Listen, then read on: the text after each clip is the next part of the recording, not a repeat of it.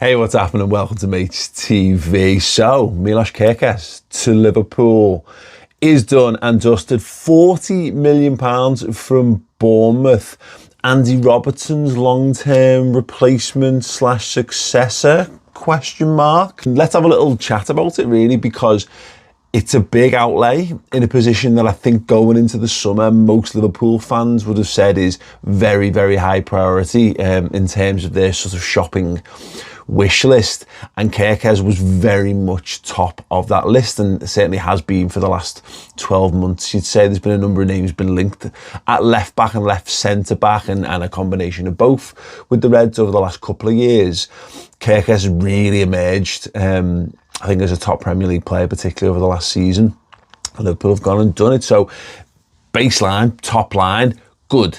It feels like that's the sort of mood music around Liverpool's transfer business this summer is go and get your top targets, go and improve your first 11 as much as possible, because you're champions. You want to stay champions. And actually, if you want to go beyond that and be champions of Europe as well, or maybe pick up some domestic silverware to add to the collection, then you're going to have to improve on existing brilliance. No squad players, only players that improve the first 11. So yeah, it looks like they're doing that with Kerkez. But what I want to do is chat about the Andy Robertson connection, because obviously we've seen Robertson link with Atletico Madrid. Let's just get that out of the way up front.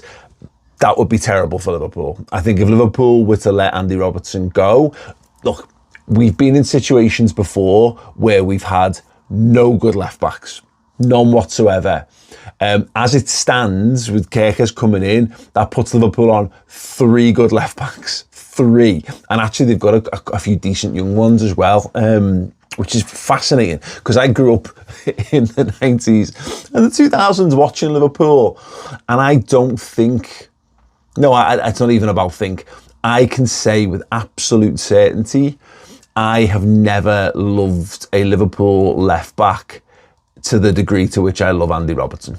I've liked a few along the way. I had a few years of really, really being into John Harderisa, thought he was absolutely terrific. And then I watched him score an Oggy against Chelsea in the Champions League, and he was already in bad form around that time. And he's remembered fondly, but he didn't leave Liverpool to the same level of legendary status that perhaps people thought he might attain after his first few seasons at the club. So that is a thing. I really had a soft spot from Emiliano Insua. You know, a young player, had so much potential, and Liverpool absolutely destroyed him by overplaying him, ended up having a good career. Fabio Aurelio, really, really nice guy, had some great moments, and obviously injuries were a huge, huge factor for his Liverpool career, really curtailing it and limiting his exposure to us as a player. Scored a great goal against Chelsea in the Champions League, of course, and of course at Old Trafford as well. But yeah, thin on the ground. So Andy Robertson is the first left back to attain legendary status, while I've really been a fan of Liverpool. I think Kostas Tsimikas is very, very good, and he is a perfectly able understudy. But if you wanted to pick an ideal scenario for squad building for Liverpool this season, it is Andy Robertson and MILOS KERKEZ battling it out for the left-back slot, because as much as I think KERKEZ is excellent and clearly is good enough to be at Liverpool, and might well be good enough to be Liverpool's starting left-back, I think there's life in Robertson yet, and I don't think there's anything necessarily wrong with it being KERKEZ and Tsimikas if it had to be. If Robertson is dead set on the move, it's just not as good as Robertson KERKEZ. Let's make it as simple as that, really.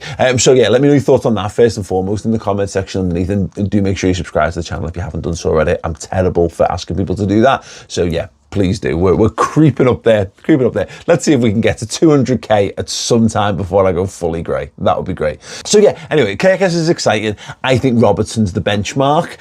So I want to do a little comparison between the two of them. So we're going to be bringing out the heat maps again. I really enjoyed doing that with the Wirtz video last week. If you haven't checked that one out, go back and check that one as well. That was a really interesting discussion, because it's less clear cut where Wirtz is likely to play for Liverpool, and whether it might involve a change of formation, etc., etc. It is very clear where Kerkez is going to play, but just to gain a wider understanding of him, maybe a wider understanding of Robertson as well, and just see what we can glean from that, really. But before I get onto that, I will go to FBref and just do a little sort of stats comparison between the two of them. So let's start with Andy Robertson. In terms of where he was at over the last 365 days in the top 5 leagues and Champions League as well. Standout to Robbo from this includes expected assisted goals, non-penalty XG plus expected assisted goals, shot creating actions, passes attempted, pass completion, progressive passes really, really good. 95th percentile for progressive passes from Robbo, and his progressive carry is pretty good in the 70th percentile. Not great on the successful take-ons, just down in 20th there, and his touches further up at 73rd percentile as well. Decent. Defensively is where it starts to look a little barren for Robbo.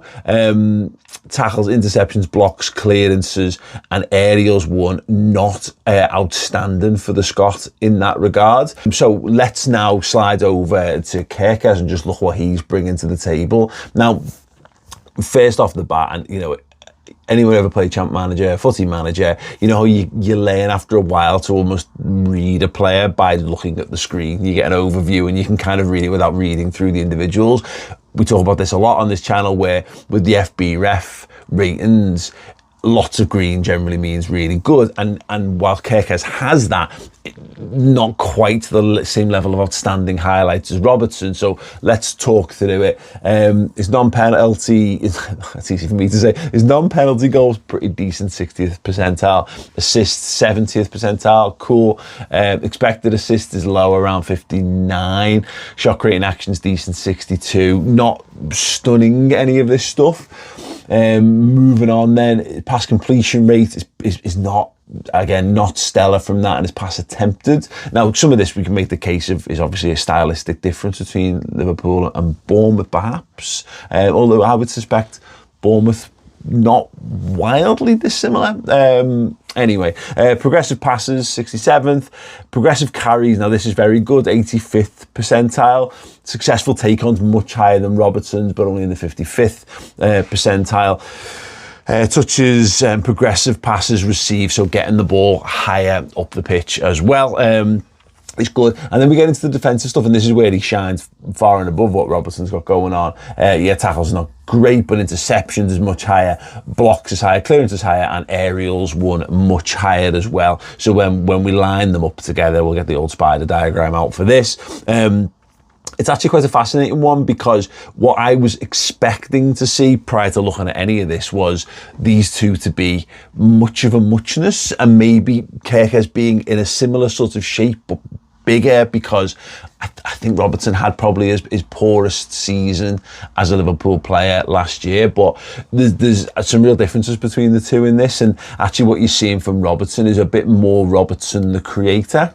So the stuff that we've touched upon already is obviously like non-penalty goals and expected assists, etc., shot creating actions, attempted passes, pass completion, and progressive passes, all more for Robertson, whereas Kerkez is starting to shine comparatively in progressive carries and successful take-ons, and then actually, as we've already discussed, percentage of dribblers tackled, progressive passes received, and then goes back to the defensive stuff. So yeah, clearances and blocks, etc., etc. Not huge differences in those, and it could speak to Liverpool being just a better football team, and therefore more dirty work being required from Kerkez than is required from Andy Robertson.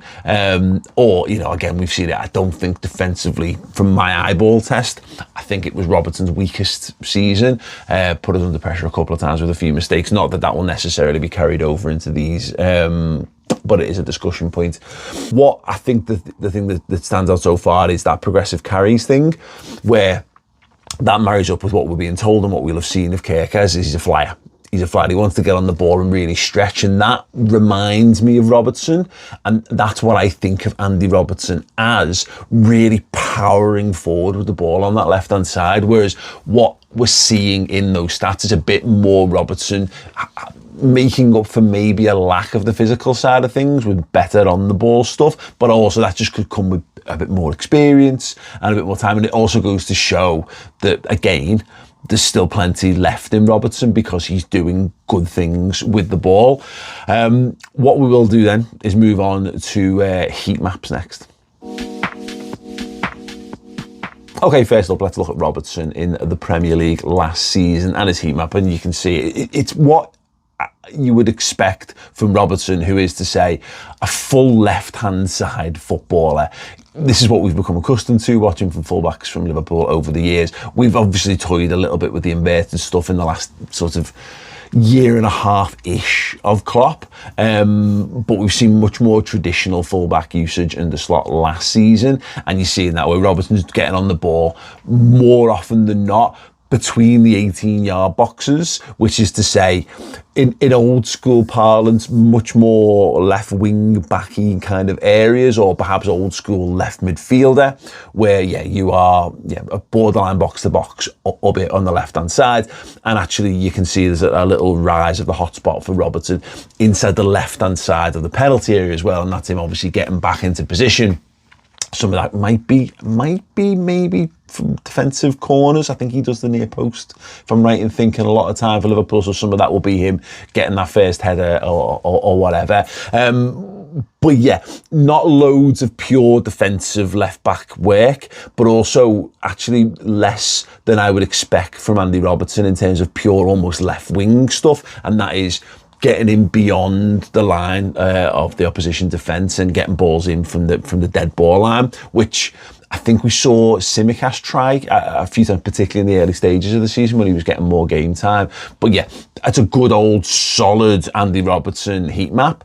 Comparatively then, let's have a look at MILOS KERKEZ's, and this is starting to speak to one of the reasons why I think he's been high on the hit list, because you can see him covering the same areas that Andy Robertson does. He's getting on the ball. The biggest heat spikes are, again, box to box, because that's what you're expecting from a modern fullback. Interestingly, I wanted to know when I was doing this whether I was just well wide of the mark, and this is what all left backs look like. So I did Luke Shaw. Now, obviously, I think he's done a little bit at like left centre half and what have you, and he's not clearly the fullback there that he once was, or perhaps ever was. But his is predominantly like in their own half. So that was cool. That kind of appeased me a little bit in that. But actually, what you're seeing again, a real flare up, and actually even bigger flare up inside his own 18-yard box for Kerkez. Now, I don't know how he positions for corners. If anyone knows that, please do it. Let's have a chat about it in the comments section underneath. But again, it speaks to someone who's comfortable being back in his own box and getting on the ball and defending if needs be. I say that could be pure defensive free kick and corner sort of stuff, but also it would be nice, hopefully, that is a little bit of him tucking in if needs be as well to help out his back four.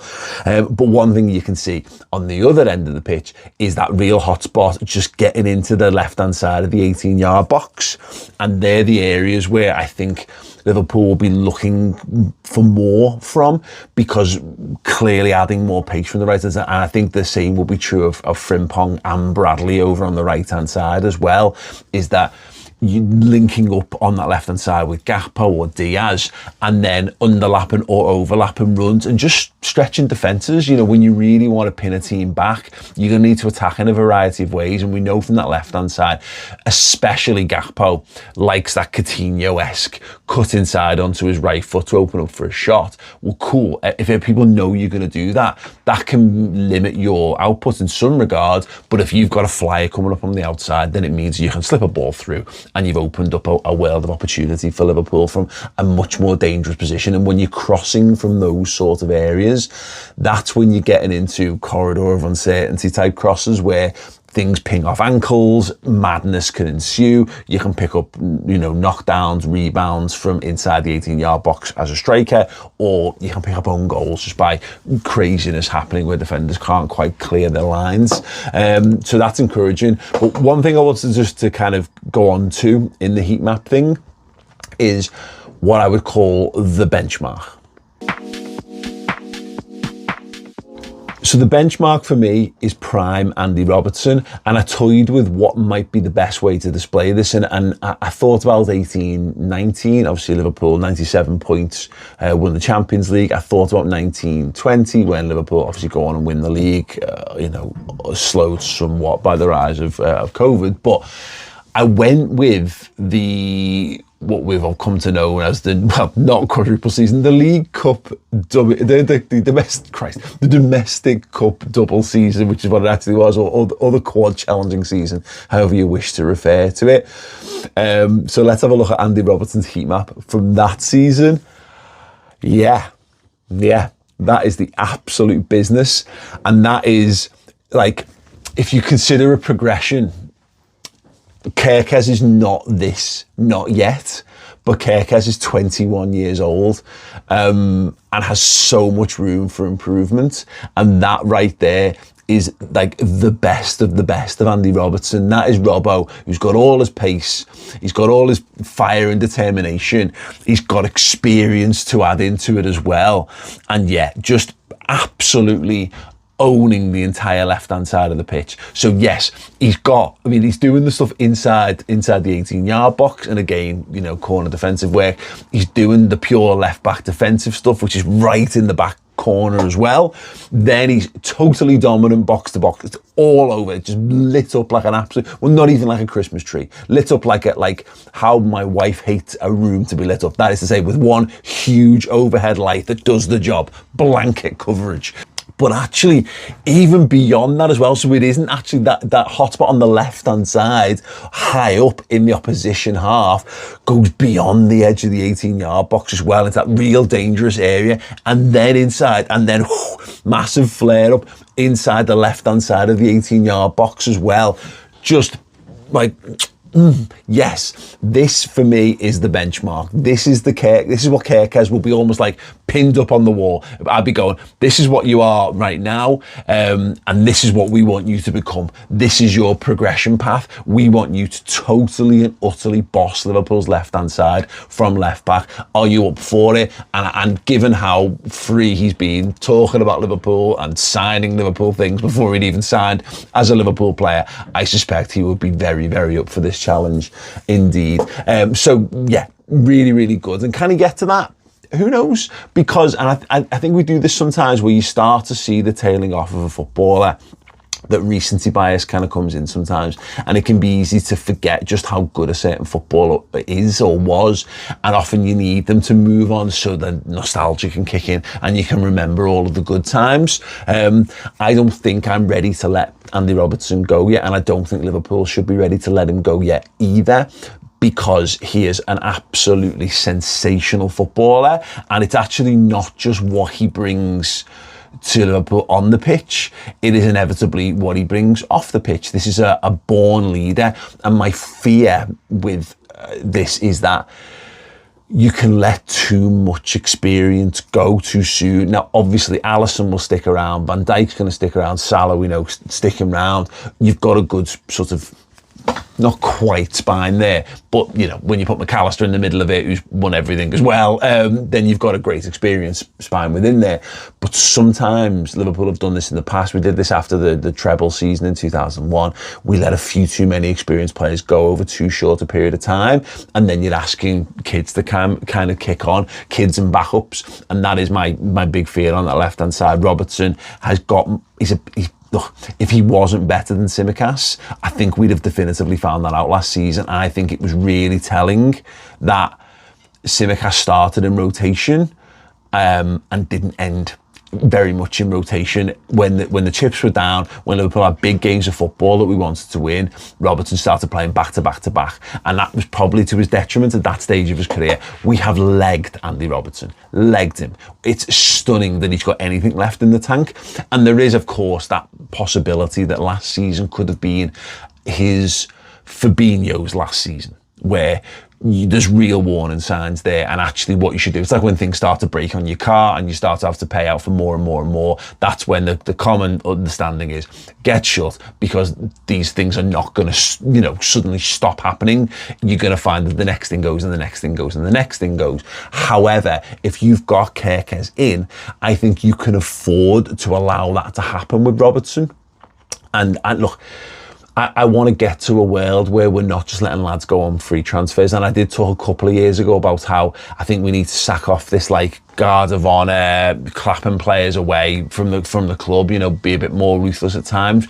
But actually, I would totally make an exception for Robertson. He's the one who deserves that exit from Liverpool. It would be a real shame for him to leave in a transfer window. Although, you know, maybe there's some money still to be gleaned from, I don't know. I certainly wouldn't be letting him leave on a free that Atletico have been asking for. He deserves to be remembered as an all-time legend in Liverpool, and, you know, maybe going before you absolutely crumble and collapse could be a way to secure that more. I don't know. I'm prepared. Like it matters. I'm prepared to gamble on another season of Robertson, because I just don't see it as that much of a gamble. Just briefly before we go is a little look at Tsimikas' heat map from last season, and you can see it's fine. It's fine, but that's, you know, Tsimikas, who's in the prime of his career, versus an Andy Robertson who was supposedly tailing off. I would be going Andy Robertson. What would you do? Would you be happy if it was Tsimikas? Look, I wouldn't be upset. I think Tsimikas has proven himself a more than capable deputy. And if you just need someone to be a deputy, then fine. Does Robertson want to be that? Probably not. You know, he's still got years left in his career. But I do wonder whether there might be a bit of an Arne Slot a la Pep Guardiola and Kyle Walker, where you go and take him for dinner and just say, one more season, mate. Come and see this lad on. Come and give this lad a kick. Come and show him our standards. Come and show him how we expect a left-back to behave at Liverpool. Pass on the wealth of knowledge. Get the massive send-off that you deserve, probably with another big medal around your neck as well. And then, look, you get all of our best wishes. Probably go and get a huge signing on fee at somewhere. I can't see how one more year is going to detract from an Atletico or any number of really big Italian teams who might be interested in taking a punt on Robbo. So yeah, that's what I would do. Thoughts below. Are you excited for Kerkez? I really, really am, because I think you don't really see the development of your players or the decline of your players sometimes. So actually bringing some real fresh legs in on that side. I'm interested to see how that changes the dynamic. Is it a real refresh? And will we be seeing that and going, oh yeah, remember this? That's my hope with it anyway. So yeah, drop a like, subscribe, and if there's anything else you'd like me to discuss in the coming weeks, let me know that in the comment section underneath. There is a boss interview that Dan Klopp went and did with Jeremy Frimpong, Liverpool's brand new signing, over on the right back side, over on the Redmen TV YouTube channel. I would highly recommend going and checking that out. Really, really good guy, and Frimpong's boss as well. But other than that, thank you so much. See you all soon. Ta-da.